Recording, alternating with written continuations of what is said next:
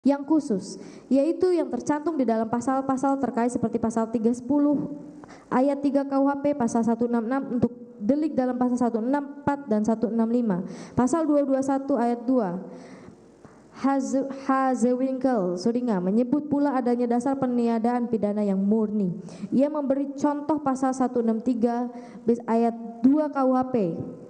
Pasal 163 ayat 2 ayat 1 menyatakan barang siapa dengan menggunakan salah satu sarana tersebut dalam pasal 55 kedua mencoba memancing orang lain supaya melakukan kejahatan diancam dengan pidana penjara paling lama 6 tahun atau denda paling banyak Rp4.500. Jika tidak mengakibatkan kejahatan atau percobaan kejahatan yang dipidana tetapi dengan ketentuan bahwa sekali-kali tidak dapat dijatuhkan pidana yang lebih berat daripada yang ditentukan terhadap percobaan kejahatan.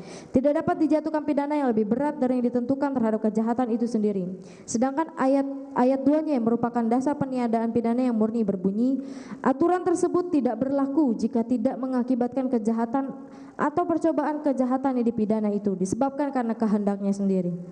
Ia menyebut pula dasar peniadaan pidana yang murni yang tidak tertulis, yaitu putusan BRVC 24 Juni 1946 yang mengenai hal tidak dipidana didasarkan bukan pada daya paksa tetapi pada keharusan menghindari berkelebihannya hukum pidana. Dasar peniadaan pidana di luar undang-undang juga dapat dibagi atas yang umum dan yang khusus. Yang umum misalnya tiada pidana tanpa kesalahan dan tidak melawan hukum secara material. Yang khusus mengenai kewenangan-kewenangan tertentu misalnya pekerjaan dokter, olahraga seperti tinju dan lain-lain. Alasan peniadaan pidana di luar undang-undang atau yang tidak tertulis dapat dibagi pula atas yang merupakan dasar pembenar atau tidak ada melawan hukum dan yang merupakan dasar pemaaf atau tidak ada kesalahan. Yang tersebut pertama merupakan segi luar dari pembuat atau faktor objektif, sedangkan yang tersebut kedua merupakan segi dari dalam dari pembuat atau faktor subjektif. Kedua istilah dasar pembenar dan dasar pemaaf sangat penting bagi acara pidana. Sebab apabila dasar pembenar itu ada atau perbuatan itu tidak melawan hukum sedangkan melawan hukum itu merupakan bagian inti delik, maka putusannya ialah bebas. Sedangkan kalau kesalahan tidak ada atau dasar pemaaf ada maka putusannya ialah lepas dari segala tuntutan hukum. Menurut Van Bemmelen terdapat perbedaan dalam hal ini, yaitu jika alasan pembenar meniadakan unsur melawan hukum berarti perbuatan itu sendiri tidak dapat dipidana. Ini berarti bahwa jika terjadi penyertaan, yaitu seseorang ikut serta sebagai pembantu menyuruh melakukan, memancing untuk melakukan delik itu, ia tidak dipidana pula. Di sini ada unsur objektif, yaitu perbuatan itu sendiri tidak dapat dipidana. Lain halnya dengan dasar pemaaf yang meniadakan unsur kesalahan atau unsur subjektif. Jika terjadi penyertaan seperti tersebut di muka, orang itu tetap dapat dipidana. Pembedaan antara dasar pembenar dan dasar pemaaf ini berasal dari sarjana Jerman von Lis dan sarjana Prancis Mariawel. Menurut Van Hamel, dasar pembenar menghapuskan hal melawan hukum, sedangkan yang lain menghapuskan hal pantas dipidana. Vos dalam hal yang pertama berpendapat sama, tetapi dasar pemaaf bukan menghapus hal pantas dipidana, tetapi menghapuskan hal dapat dipertanggungjawabkan pembuat terhadap pembuatan. MVT tidak mengadakan pembagian seperti itu. Semuanya dari pasal 48 sampai 51 KUHP, dasar segi luar tidak dapat dipertanggungjawabkan dan sebagai lawannya merupakan segi dalam hal tidak dipertanggungjawabkan seperti pasal 44 KUHP. Jadi semuanya merupakan dasar pemaaf. Vos menyatakan itu kurang tepat karena pasal 50 KUHP pasti bukan menghapus hal dapat dipertanggungjawabkan pembuat terhadap perbuatan tetapi juga menghapus hal melawan hukum. Menurut Pompe yang disebut di dalam pasal 49 ayat 2, pembelaan terpaksa yang melampaui batas dan pasal 51 ayat 2 menjalankan perintah jabatan yang tidak berwenang sebagai baik dasar pembenar maupun dasar pemaaf. Oleh karena itu Vos mengatakan barangkali hal itu jangan disebut dasar pemaaf tetapi peniadaan pidana yang subjektif yang mencakup pasal 49 ayat 2 dan pasal 51 ayat 2. 3. Perintah jabatan yang sah. Hal ini diatur dalam pasal 51 ayat 1 KUHP yang berbunyi sebagai berikut. Tiada boleh dihukum barang siapa melakukan perbuatan untuk menjalankan suatu perintah jabatan yang sah yang diberikan oleh pembesar atau penguasa yang berhak untuk itu. Prof. Satojit Kartanegara mengutarakan bahwa pelaksanaan perintah itu harus juga seimbang, patut, dan tidak boleh melampaui batas-batas keputusan pemerintah. Beliau memberi contoh sebagai berikut. Polisi diperintahkan oleh atasannya untuk menangkap seseorang yang telah melakukan kejahatan. Dalam melaksanakan perintah cukuplah apabila ia menangkap dan membawanya dan tidak diperkenankan untuk memukulnya dan sebagainya. Masih ada para pakar yang mempermasalahkan perintah yang sah. Penulis pendapat dengan Prof. Satojit Kartanegara yang menyatakan bahwa hal tersebut harus ditinjau dari undang-undang. Pengertian undang-undang di sini adalah dalam arti luas. Saat ini menjadi sesuatu yang wajar jika setiap pegawai mengetahui bahkan wajib memahami tugas dan kewajibannya. Organisasi telah disusun, kewenangan telah diatur, dan struktur organisasi telah dibuat. Jika pegawai atau bawahan ragu-ragu sebaiknya berpegangan pada semboyan. Perintah dilaksanakan, aba-aba yang salah atau keliru didiamkan.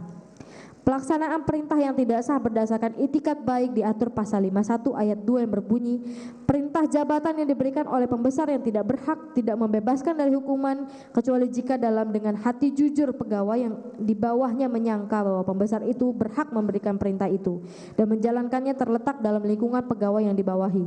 Mengenai hal itu perlu diperhatikan Ares Rat tanggal 17 Januari 1916 nomor W994 antara lain berpendapat seseorang anggota polisi yang memasukkan seseorang ke dalam tahanan karena dengan itikat baik menganggap bahwa atasan yang telah memerintahnya mempunyai kewenangan mengeluarkan perintah seperti itu mempunyai alasan-alasan yang sah menurut undang-undang untuk mengatakan bahwa ia telah bertindak di dalam bidang tugasnya sebagai seorang bawahan.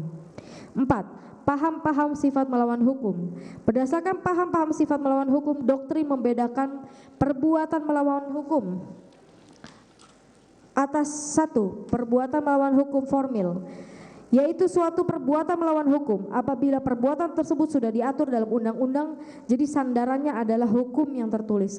2. Perbuatan melawan hukum material, yaitu terdapat mungkin suatu perbuatan melawan hukum walaupun belum diatur dalam undang-undang. Sandarannya adalah asas umum yang terdapat di lapangan hukum. 5. Perbuatan melawan hukum menurut KUHP. Secara lebih jelas membuat konsep KUHP baru 1998 menegaskan dianutnya pandangan sifat melawan hukum material yang terdapat dalam pasal 17 yang dirumuskan sebagai berikut. Perbuatan yang dituduhkan haruslah merupakan perbuatan yang dilarang dan diancam dengan pidana oleh suatu peraturan perundang-undangan dan perbuatan tersebut juga bertentangan dengan hukum. Penegasan ini juga dilanjutkan dalam pasal 18, yaitu setiap tindak pidana selalu bertentangan dengan pengaturan perundang-undangan atau bertentangan dengan hukum, kecuali terdapat alasan pembenar atau alasan pemaaf. Dari kata-kata bertentangan dengan hukum ini, maka dapat ditafsirkan bahwa sifat melawan hukum tidak hanya formale wederetelik yang diakui, tetapi juga material wederetelik juga terakomodasi. Ini tidak lain untuk menampung hukum adat yang sampai saat ini di berbagai daerah masih tetap berlaku dan kebanyakan tidak tertulis.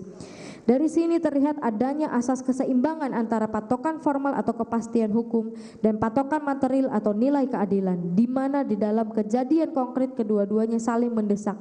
Maka dalam pasal 19 konsep KUHP baru 1998 memberi pedoman hakim harus sejauh mungkin mengutamakan nilai keadilan dalam memutuskan suatu perkara yang dihadapi daripada nilai kepastian konsep legalitas material maupun ajaran sifat melawan hukum material dalam KUHP yang berlaku sekarang tidak dikenal. Ajaran sifat melawan hukum material di Indonesia menjadi sangat penting mengingat hukum pidana yang berlaku di Indonesia bukan hanya hukum pidana yang didasarkan pada KUHP saja, tetapi juga hukum adat yang sampai sekarang masih tetap terpelihara. Jika hal ajaran sifat melawan hukum material ini tidak ditampung dalam suatu perundang-undangan atau jurisprudensi, maka dikhawatirkan hukum pidana adat akan mengalami kematian. Tetapi untungnya Mahkamah Agung dalam putusannya tahun 1965 berani bertolak belakang dengan KUHP yang berlaku pada saat itu, sehingga hukum pidana adat atau hukum yang hidup dan tidak tertulis bisa diselamatkan.